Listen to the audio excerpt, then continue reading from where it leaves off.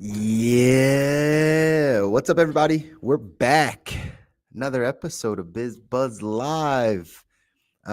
Maybe I put out a trigger warning for this episode, just a slight trigger warning that if you've been impacted by layoffs or you know people that have been impacted by layoffs, yeah, you might you might want to just stick around. Listen, stick around. We're gonna have a conversation about it, and because there's there's a lot to talk about. So let's dive in. Let's start the show, y'all. Let's start the show.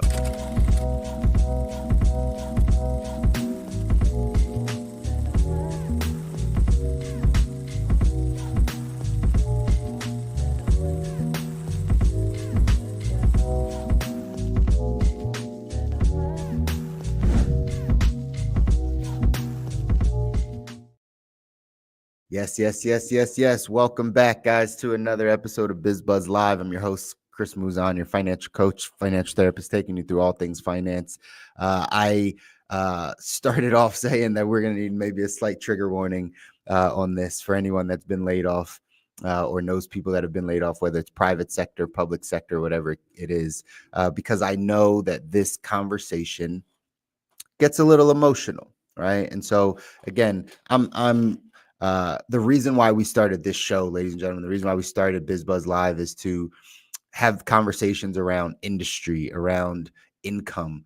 I always say that we sit down with tons and tons of people financially, right? We sit down with people and we help them in their financial life in many different aspects, whether it's their savings or their debt or their investments, or whether it's their insurance protection or their estate plan, or maybe it's just having conversations to strategize and pull all these people together. A lot of times, even if you do work with a financial advisor, your financial advisor is not talking to your CPA, right? Your CPA is not having conversations maybe with your tax attorney. Maybe your insurance person isn't having a conversation with your financial advisor. And so we're able to pull a lot of these conversations together and get people to talk.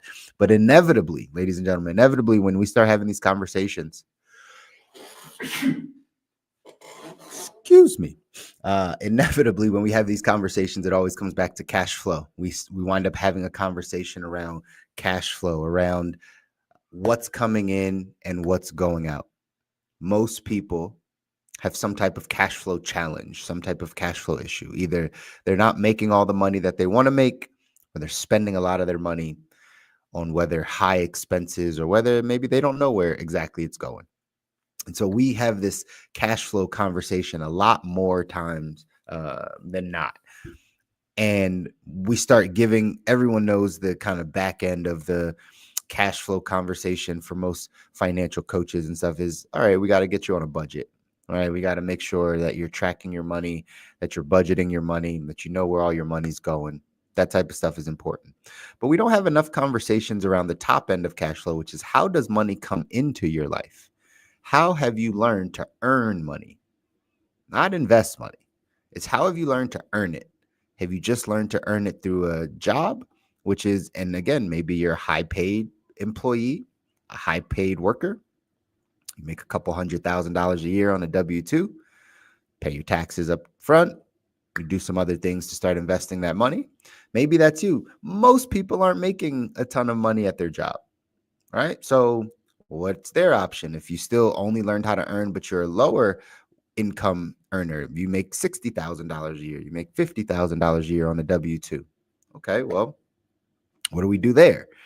All right, we have to have some other options. So maybe it's a matter of, we need supplemental income. We need to start a side business. We need to get in the gig economy. I just had a conversation with my good buddy yesterday about him starting to drive Uber and do Uber Eats. So that always being an option for a lot of people to be like, oh, well, I can get some side money, just go use my car and turn it into, a taxi service or something along those lines. That could always be an option to bring in some additional income. Maybe you're the person that's already the entrepreneur and you just need multiple streams. You need to figure out a way to get multiple streams.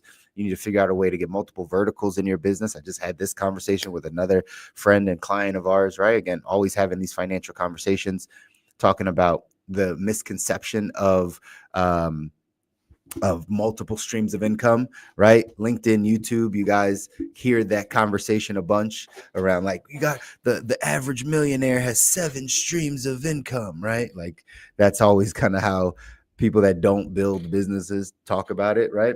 And so one of the things is if you are an entrepreneur, if you're building a business, you might not have multiple different streams of income, meaning you're a consultant and you do insurance and you do real estate and you have an online business and you do construction, right? Like you don't have 7 different businesses. What you have potentially most times is one main business and multiple verticals in your business that create income. So that notion of I have multiple streams of income. Well, if you have a business, let's just take, this is who I was helping with. Let's take education. You have a business where you are in education. Then you have a vertical where you can help school districts or actual schools. Then you have a vertical where you can make money doing education for parents. Then you have another vertical where you can have money coming in from students or teachers or right another thing. So in one business, education, you could have multiple streams of income through that. That's typically what it means to have multiple streams of income when you are a business owner, because spreading yourself too thin and not being an expert at any of those things is going to give you mediocre money across the board and no energy and no time, and you're going to burn yourself out. So we're trying to give these types of, we have these conversations with people a lot around cash flow, around what are your options to making more money, to getting more time freedom, to being able to have the income and the time you need to go off and build the life you want, do the things you want. Remember, money just gives us options.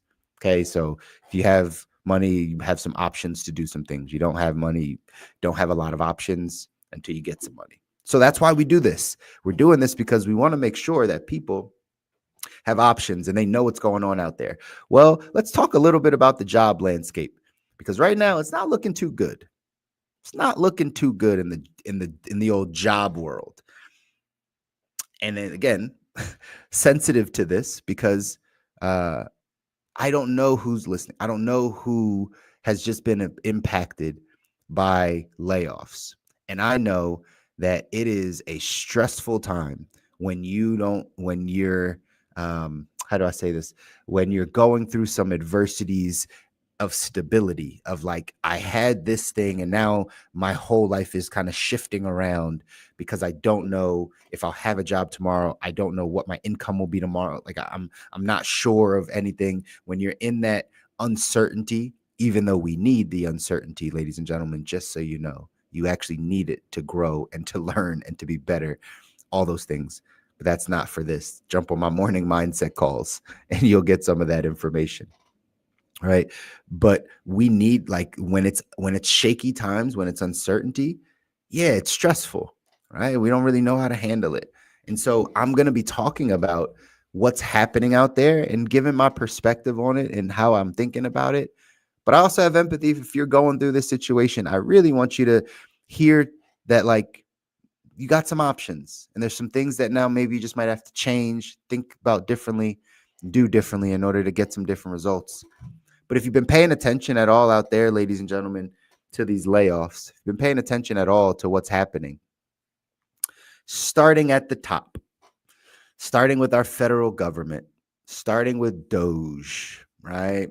We've all probably heard the news and it's all over the news feeds and your social media and here on LinkedIn and YouTube. It's probably all over, but you seeing what's happening, that the government is becoming more efficient, right? Good, bad, and different, it doesn't matter, by cutting workers. Now, on this one topic, again, I know some people that have been impacted by this, so I want to be sensitive to it. At the end of the day, I believe they're doing the right thing, but the wrong way, right? The more that it's like uncovering and trying to go this process to make this happen of figuring out who's essential for the government, it's the right process. It's the right process, right? Whether you like it or not, at the end of the day, our country's $37 trillion in debt, right? If we're just going to look at it from a money standpoint, right? Not a personnel standpoint, take our emotions out of it. Country's in debt. Country will go bankrupt, and then your children will not be able to.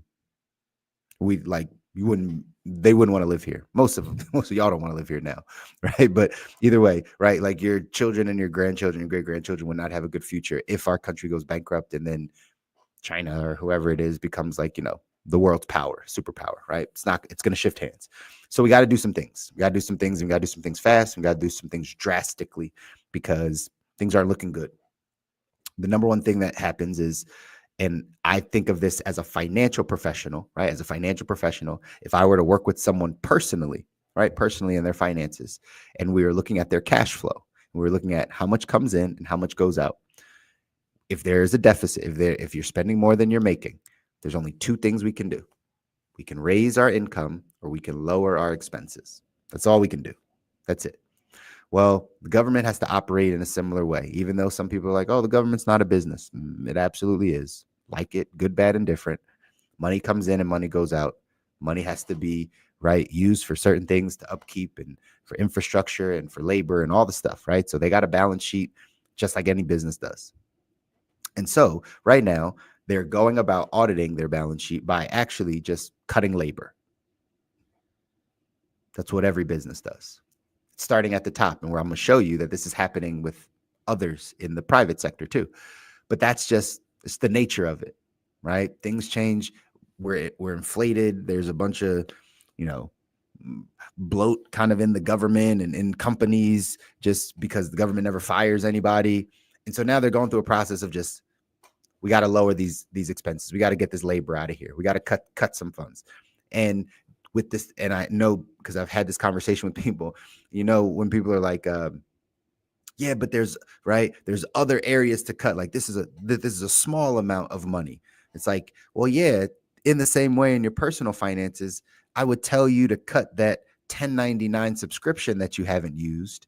In the same way, even though you make, $5,000 a month, the 1099 subscription still matters if you're not using it. It's still just waste, right? It's not a matter of I'm only going to cut the high things, like the things that are the most egregious. I'm only going to cut, my car insurance, or I'm going to sell my car and turn in my car note first, instead of let me look at this $10 here and this $12 here and this random subscription thing over here that I haven't used.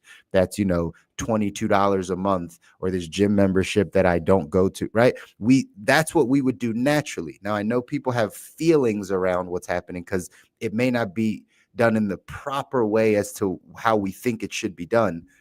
Nevertheless, it's the right thing if you want to get things on track financially, just like you would do in your personal life. So we're watching this happen, ladies and gentlemen, from the federal government. You've all heard, right? DOGE cutting all types of federal employees, and, different departments are going. They had this whole thing out there about, the email that they got to send in. And he came out and clarified, like, oh, this is just a, whatever he said about it. I don't know. I'm not trying to make this political. I'm just trying to talk to you a little bit about how this actually works, right? And why this is happening.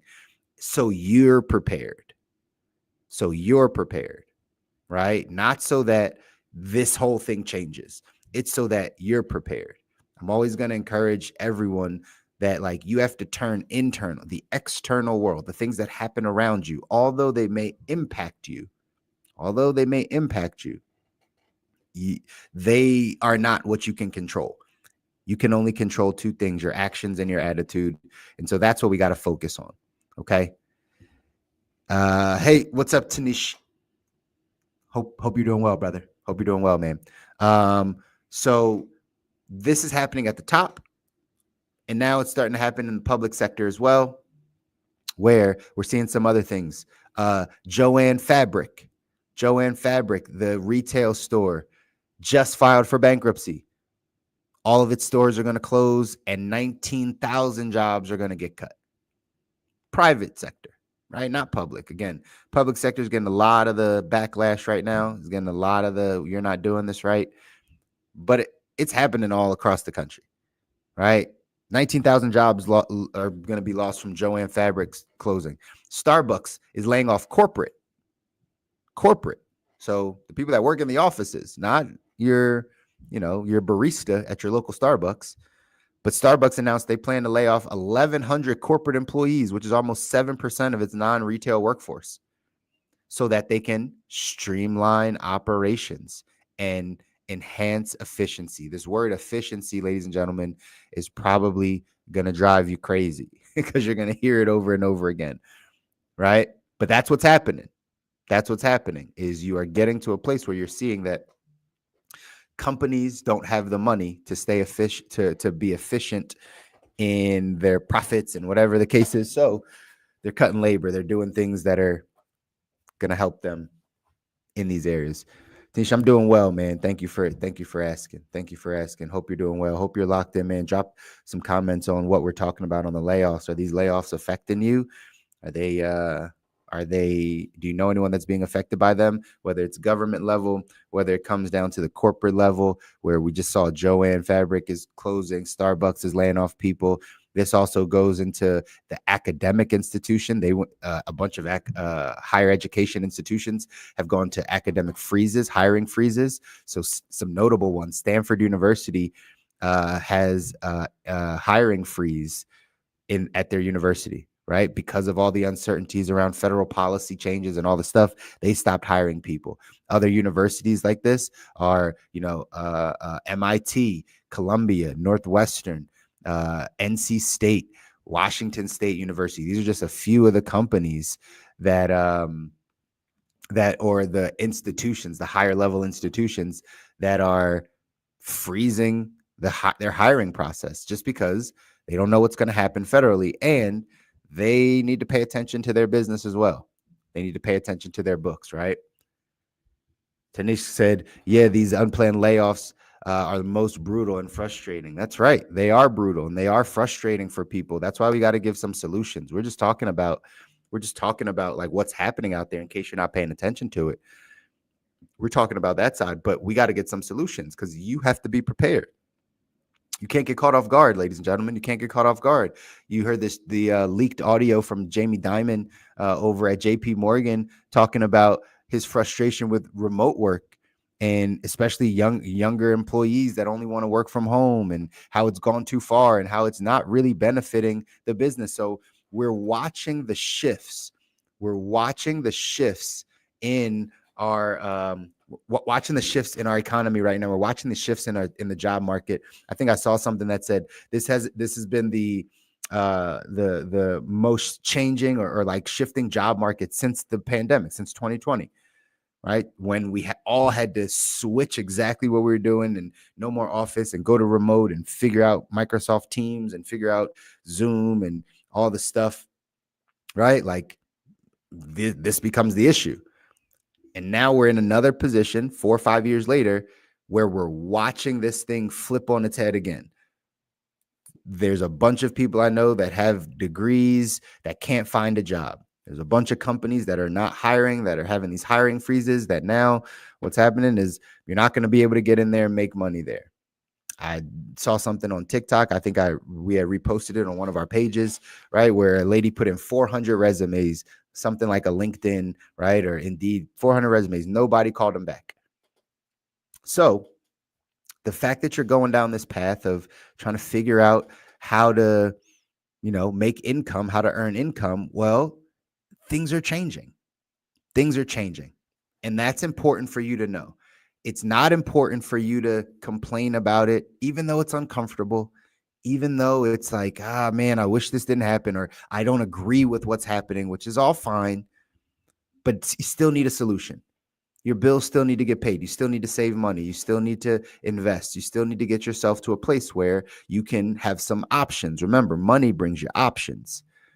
Without the money, you don't have the options. So you still got to go out and figure out, how can I get the option to leave the country, right? How can I put myself in a position to get the option to not have to work at a job? How do I put myself in a position to have the option of moving to wherever I need to get out of the thumb of whatever government or authority that I'm not fond of? Whatever the case is, you got to have some options. And so that's really why we come to talk about this, is to make sure that you guys know that you do have options. It might not have been the option you wanted, might not have been the option that you thought about in the beginning, but you have some options. You have some options. One, let's talk some options. When your career is uncertain, okay? When your career is uncertain and you're not sure what it is you need to go off and do, here's where we start. We start with thinking about what is it that we're good at doing. Internal. Stop looking external. This whole process is stop looking at what's happening around you. Stop having an opinion on what the government's doing. Stop looking at the landscape of the retail space. Stop looking at that stuff. Turn internal. Internal. What am I good at? What's your skill set? Not what the job told you worked for. Like, do you know what you're good at? Do you know what your talent is? Do you know what your skill set is? Do you know that you're good with people? Do you know that you multitask well? Do you know that you have an administrative brain? Do you know that you have a systematic brain? Do you know that like you're good at systems and things? Do you know that you're a great visionary? Do you know that you think well about the future? Do you have a lot of ideas? Are you good at something technical? Are you good at just AI? Do you have anything that you hang your hat on that you have a knowledge gap in, something that you know that maybe somebody else doesn't know? Are you good at social media? Do you post well? Like, are you good at taking pictures? Are you good at making people laugh? Like, do you know your talent? Do you know what you're good at? That's where to start. It's always good to follow what you're good at. Before, and again, this is why things change, why you have to change, is because before they used to tell you you could never make money at what you're good at. These are the places you can make money, so go get good at those things. Doctor, lawyer, architect, engineer, right? Something in political space, I don't know, right? Like they tell you these are the things to go do, and so you try to get good at those things, even though that's not really what you're good at. Because you go home and, right, like you're a great gardener. I don't know. But you have to pay attention to what you're good at. And you have to take inventory of what you're good at. And then you got to take inventory of what you like doing. You got to take inventory of like, okay, what do I like doing? Because again, if we're not going to depend on the jobs, if people are going to keep getting laid off, if they're going to keep having these hiring freezes, if you're uncertain about your income, then you need to own your income. You need to own your life. If you keep going down the same path, there's going to be more layoffs. This word efficiency is going to keep popping up. You know why? Because technology is what makes us efficient. You know, one of the industries that are going to get right in the future, in the next 5, 7, 10 years, lawyers, accountants, people that do taxes, like these areas, maybe even architects, like people that do just very rote work. Right? They just do a lot of the same things and it doesn't take but they have some expertise in the area. Well, we're going to replace them with AI. AI is going to be able to do that, draw that, construct that, do the basic simple math formula that you don't want to do, but like this person that's an accountant has been doing it forever, right? A lawyer that is just drafting up documents. Obviously, it's different for trials and all that type of stuff, but just like your regular attorney that has to draft estate planning documents or any of those things, like all this stuff is going to get replaced. So are you aware of that stuff? If you are, then you got to turn internal. What are your talents? What do you like doing? These are the top 2 things you should be paying attention to when your life is unshaky, is your income is shaky, right? What do you like doing? What are you good at? Third is, do you see a need? Do you see a problem? Do you see where you can solve a problem? Do you see where there's something your community needs? You see something where the world needs this. A certain demographic of people need this. Like you got to get in touch with that stuff. And then, yes, you got to figure out business models, how to make money, what makes money, what could you do to make money? Start there. That's all internal things. There's nothing to do with your job. There's nothing to do with the government. Has nothing to do with anything that's happening to you or for you, right? It just has everything to do with how aware are you of what you do well, your skill sets, all those things. The more you tap into that, ladies and gentlemen, I believe the more that you're going to get aware of what you could go do to make money. Every job, every industry is not going to be there long term. So we got to start finding industries, even if you do want to go back and get a job, you got to start finding industries that have upward trajectory over the next 10, 15, 20, 25, 30 years. And with the rise of technology and AI and all this stuff, you're not Not quite sure what that's going to be. So once you take inventory of those things, next, maybe you need to you need to upgrade your skills. We make money at the level of our skill set. Okay. We make money at the level of our skill set. So at some point, you got to upgrade your skills. You can go online right now and get certifications that will increase your skill set and pay you more money today. Literally go on Google, go on any of these online platforms, and they could give you a certification, not a 4-year degree. You don't got to enroll in school. You get a certification that will upgrade your skill set and make you more valuable in the marketplace. You could do that right away. Again, if you take inventory of what you're good at, what you like doing, what the needs are of the world or your community, or right, what actually makes money or what will make money over the next 10, 15, 20 years, you could put yourself in a position right now to change your career, and do something different. But you got to upgrade your skill set. You got to learn something new. You got to get a new, and again, depending on how at your age and stage, you might not know, right? You might not know if you have time to do it and all this stuff. That's okay. Take inventory, upgrade your skill set. Then you need to start having some new conversations. You need to start talking to some new people. You need to start talking to some people in some different areas. Every time I'm on TikTok, I always wind up seeing a video of somebody that's a little bit younger, probably under the age of 30, that is asking the general public, like, what do you do for work? Or how do you get into this industry? Or if you make $100,000, what industry are you in? And how did you get in there? Like, people are genuinely curious about how to make more money or what industries to be in for people that are making money. So you need to start asking some of those questions. You need to start following some of those posts. You need to start getting into some of the comments where people are like, oh, I do this or I do this. And it's in the internet, so people could be lying, but at least it gives you a starting point of what to research. Might give you a starting point of where to look so that you can start having new conversations, so you can reach out to people like, hey, I know you said you're in this industry. I saw this TikTok post and it said, like, typically this industry makes, a couple $100,000 a year. Is that the case? Like, is this something I should look into? Do you see this industry growing? Like, what's happening on your side? If you know somebody that's in that industry, use them as a resource.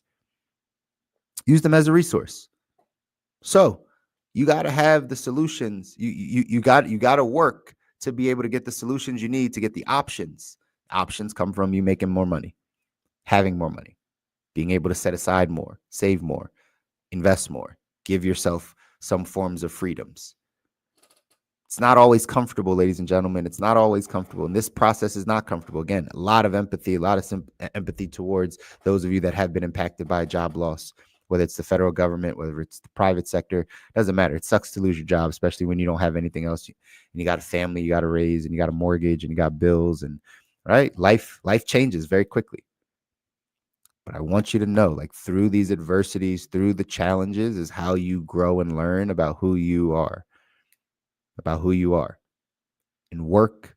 Right, when it comes to working and working a job and all that type of stuff, all right, that's not who you are. That's what you do for work. It's not who you are. But this is the time when you're uncertain, when the government's laying people off, when companies are laying people off, when people aren't hiring, when it's hard to get a job, that you turn internal. You start to figure out what your God-given talents and abilities are. And then we start getting to work, ladies and gentlemen. I know sometimes easier said than done. But I always want to give you some insight. Go get a certification. Go upgrade your skill set. You don't necessarily have to go back to school. You don't need to pay to get a 4-year degree. You need to do any of that stuff, right? But you need to upgrade your skill set. You need to learn something new. You need to get around people that know something you don't know. You got to first identify, what are your talents? If you don't know your talents, you don't know your skills, go figure them out too. You don't know what you like doing yet, go figure that out too. This is advice I give to young people all the time. 17 years old, 18 years old, you're just about to get out of school.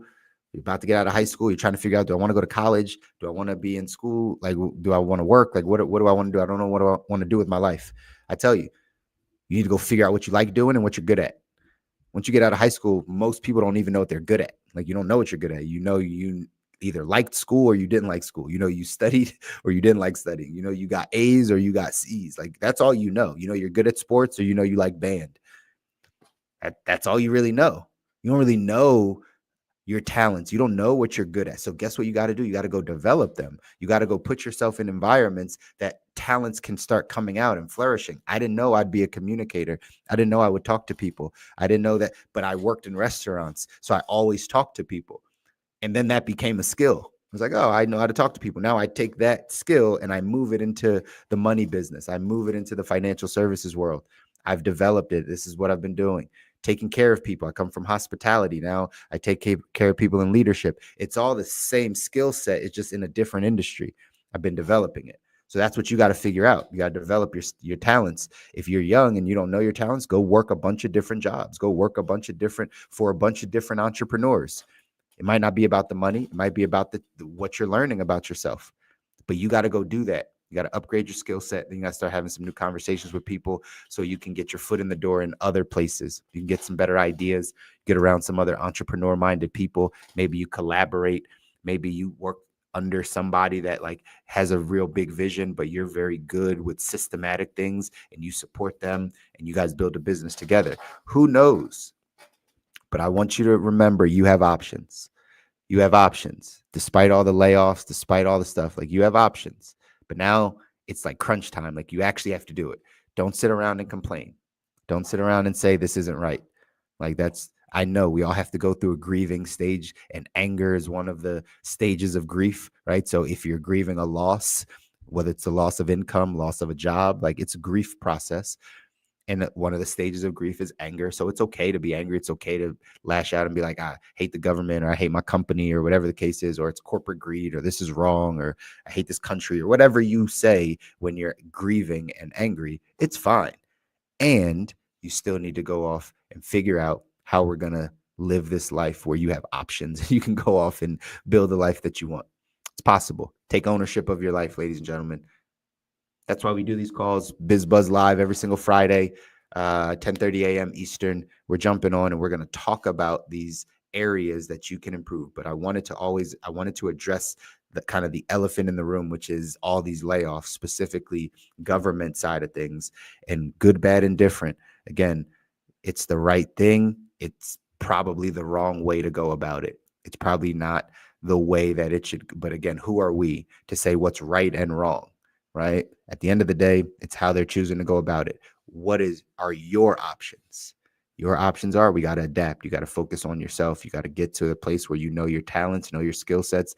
Don't let a job determine that. Don't let the government determine what you're good at and right what you like doing. You know that.